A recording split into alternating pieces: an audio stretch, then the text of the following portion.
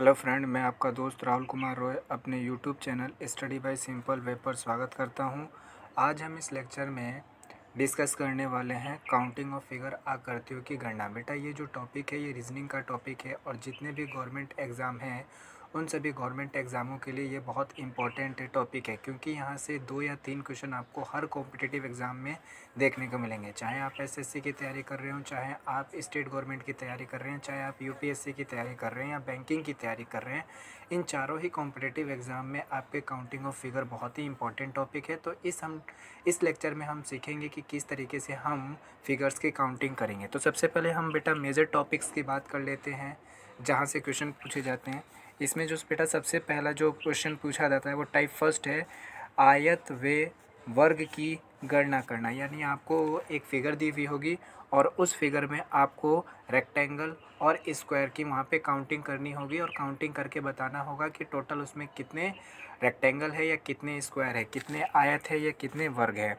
दूसरा जो बेटा टॉपिक है वो है त्रिभुजों की गणना। त्रिभुजों की गणना यानी आपको एक ट्रायंगल दिया हुआ होगा और उस ट्रायंगल में आपसे पूछेगा कि कितने ट्रायंगल्स है। जब मैं आपको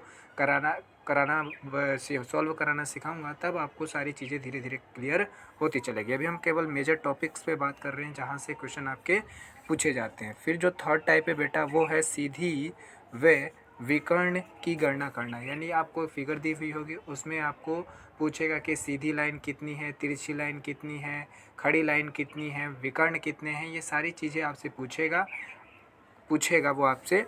और उसके बाद बेटा जो है वृत्त की गणना करना। बेटा ये सबसे बहुत ही सिंपल टॉपिक है काउंटिंग ऑफ फिगर में और इसमें कोई लॉजिक नहीं लगाना पड़ता है, सिंपली क्वेश्चन सॉल्व होते चल जाते हैं। उसके बाद जो पांचवा टॉपिक है बेटा, पांचवें टॉपिक का नाम है घन व घनाभ की गणना करना। तो मेजर आपके जो इस चैप्टर में कुल 5 टॉपिक है और अगर इन 5 टॉपिक पर आपकी कमांड बन जाती है तो आपके कोई से भी गवर्नमेंट एग्ज़ाम हो 100% आपसे क्वेश्चन होंगे। और इसमें भी अगर बात करें बेटा अगर इम्पोर्टेंट टॉपिक्स की, तो सबसे इम्पोर्टेंट टॉपिक्स जो है इसमें ये 2 टॉपिक्स है, आयत और वर्ग की गणना करना और त्रिभुज की गणना करना। अब आइए हम इसके पहले टाइप्स पे बात करते हैं, आयत और वर्ग की गणना करना यानी counting of square and rectangle. अब देखो बेटा काउंटिंग कैसे करेंगे। ये आपको एक फिगर दी हुई है और इस फिगर में बताना है आपको कि इसमें कितने नंबर ऑफ स्क्वायर है। तो इसके करने के लिए क्या करोगे बेटा, सबसे पहले काउंटिंग लिखोगे आप बिल्कुल इस तरीके से, सीधी काउंटिंग लिखोगे। तो आपने काउंटिंग लिखा तो ये 1 हो गया और ये 2 हो गया। ये इस तरीके से काउंटिंग लिखनी है, इसमें इस तरीके से काउंटिंग लिखनी है। फिर उसके बाद क्या करना है, इसमें आपको इस तरीके से काउंटिंग लिखनी है। तो आपने इसमें काउंटिंग लिखी 1 और 2 और इसी तरीके से इधर से काउंटिंग लिख ली 1 और 2। अब देखो अगर आपको स्क्वायर निकालना है ना बेटा, तो आप क्या करोगे, 2 इन, देखो इधर कितनी लास्ट में नंबर है 2, इधर भी कितनी में लास्ट में नंबर है 2। तो आप इन दोनों को क्या करेंगे, 2 इंटू 2 करेंगे। अब बेटा जो ये पहली नंबर दिख रही है इसमें आप हर बार एक कम करते जाइए। तो 2 में से एक कम किया 1, और फिर ये वाले भी जो नंबर है ना बेटा इसमें से भी आप एक कम कर दिए तो 1 हो गया। तो हमने जब इसको मल्टीप्लाई किया 2 इंटू 2 को तो हमारा बन गया 4 और 1 इंटू 1 को मल्टीप्लाई किया तो हमारा बन गया 1। यानी यहाँ से बेटा हमारे पास टोटल स्क्वायर कितने आ गए स्क्वायर टोटल। तो यहाँ से टोटल वर्ग जो आए बेटा वो क्या है अपने 5 आए। आप वैसे भी काउंटिंग कर सकते हो बेटा। अगर मैं इसको देखो अलग करूँ तो ये पहली से ये वाली फिगर बनी मेरी, ठीक है, दूसरी वाली से ये वाली फिगर बनी, 2 स्क्वायर बन गए। इससे बेटा ये तीसरी वाली स्क्वायर बना, इस वाले फिगर से चौथा स्क्वायर बना। और बेटा जब हमने इन चारों को मिला दिया तो ये एक स्क्वायर बन गया। क्या, तो आप देख रहे हो वैसे भी आपके कितने स्क्वायर बन रहे हैं, 5 स्क्वायर बन रहे हैं। बेटा ये काउंटिंग आपने काउंटिंग ये वाली काउंटिंग बहुत इजीली कर ली। क्यों कर ली, क्योंकि फिगर बहुत छोटा था। अगर यही फिगर अगर कॉम्प्लिकेटेड आ जाए, बड़ा आ जाए, तब वहाँ पे इस तरीके से अगर आप काउंटिंग करने बैठते हो बेटा तो आपके लगभग 1 से 2 मिनट कंज्यूम हो जाएंगे। और आप जानते हैं कि आजकल कितना कंपटीशन बढ़ गया है। तो बेटा ये जो मेथड है, अगर इस मेथड से आप काम करते हैं, सॉल्व करते हैं, तो लगभग आपको 15 से 10 सेकंड लगने हैं क्वेश्चन को सॉल्व करने में। ठीक है, आगे हम और क्वेश्चन करते हैं बेटा इसके। तो बेटा अब हमारा सेकंड क्वेश्चन है, ये आपको फिगर दी हुई है और इसमें आपको बताना है कि नंबर ऑफ स्क्वायर कितने यानी वर्गों की संख्या कितनी है। तो सबसे पहले बेटा मैंने बताया था आप इस तरीके से काउंटिंग डालेंगे, तो काउंटिंग डाल लिया 1 2 एंड 3, और इस तरीके से आप काउंटिंग डालेंगे तो आपने काउंटिंग डाल ली 1 2 3 4। अब क्या करेंगे बेटा कि आप जो ये नंबर दिख रहा है 4 और 3 को मल्टीप्लाई करो, 4 और 3 को मल्टीप्लाई करो। अब जब बेटा अगला वाला प्लस लगा के अगले वाले में इसमें से एक माइनस कर दो, तो एक माइनस कर दिया 3, और 3 में से एक माइनस कर दिया 2, फिर प्लस, फिर बेटा 3 में से आप एक माइनस करोगे 2, और 2 में से एक माइनस करोगे क्या हो जाएगा 1। इन सबको गुणा कर लो, 4 तिहाई क्या हो गया बेटा 12, 3 दूनी क्या हो गया 6, और 2 एकम 2 आ गया। और जब इन तीनों को जोड़ा तो बेटा कितने आएंगे यहाँ पे ट्रायंगल, बेटा यहाँ पे ट्रायंगल 8 नहीं आगे कितने आएंगे 20 आएंगे। यानी इस फिगर में कितने ट्रायंगल है बेटा 20। अब सोचो बेटा अगर आप ट्रायंगल की काउंटिंग करने बैठे हुए तो 20 स्क्वायर को काउंट करने में आपको कितने टाइम लग जाएंगे, आप खुद सोच के देखो। तो ये ट्रिक बेस्ट और बेटर है और टाइम को सेव करने वाली है, क्योंकि आजकल कॉम्पिटिटिव एग्ज़ाम में टाइम को ही सेव करके चलना बहुत इम्पोर्टेंट है। तो ये ट्रिक बहुत बेटा सभी जगह अलाउ हो जाएगी, कोई इसमें मेहनत नहीं है। बस आपको बेटा इस तरीके से काउंटिंग लिखनी है, फिर ऊपर से नीचे की तरफ काउंटिंग लिखनी है, और इस वाली नंबर को क्या करना है बेटा मल्टीप्लाई करना है। फिर इसमें से 1 1 कम करते जाइए बेटा, इस वाले में से 1 कम कर दो 3, 3 वाले में से 1 कम कर दो 2, 3 वाले में से बेटा 1 कम कर दो 2, और 2 वाले में से 1 कम कर दो 1। और फिर बाद में बेटा इसको मल्टीप्लाई करके इसको मल्टीप्लाई करके जो भी रिजल्ट आता है इन तीनों रिजल्ट को क्या कर दो बेटा ऐड कर दो। आ जाओ बेटा क्वेश्चन नंबर थर्ड में बेटा आपको ये एक फिगर दी हुई है और इसमें पूछा है कि नंबर ऑफ स्क्वायर बताने, यानी आपको इसमें स्क्वायर बताने हैं, वर्ग बताने हैं कि कितने हैं।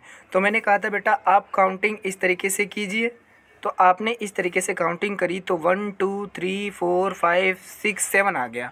फिर अब आप ऊपर से नीचे की तरफ काउंटिंग करेंगे तो 1 2 3 आ गया।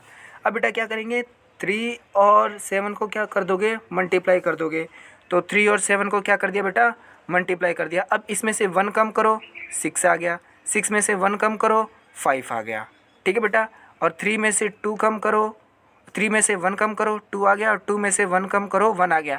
और बेटा अगर 1 में से कम करोगे 0 तो फिर अगले वाली नंबर 0 से मल्टीप्लाई होके क्या हो जाएगी 0 हो जाएगी। तो उसको हमें करने से कोई मतलब है नहीं, वो टाइम वेस्ट करने का तरीका है, ठीक है। अब क्या करेंगे बेटा 7 और 3 को मल्टीप्लाई करेंगे तो 7 3 जा कितना हो गया 21, 6 2 जा कितना हो गया 12, और 5 1 जा कितना हो गया बेटा 5, और इन सबको ऐड करोगे तो कितना आ जाएगा बेटा 38। यानी इस फिगर में कितने स्क्वायर हैं 38 स्क्वायर है। तो देखो बहुत ही सिंपल तरीका है, कोई भी इतना ऐसा डिफ़िकल्ट क्वेश्चन नहीं है।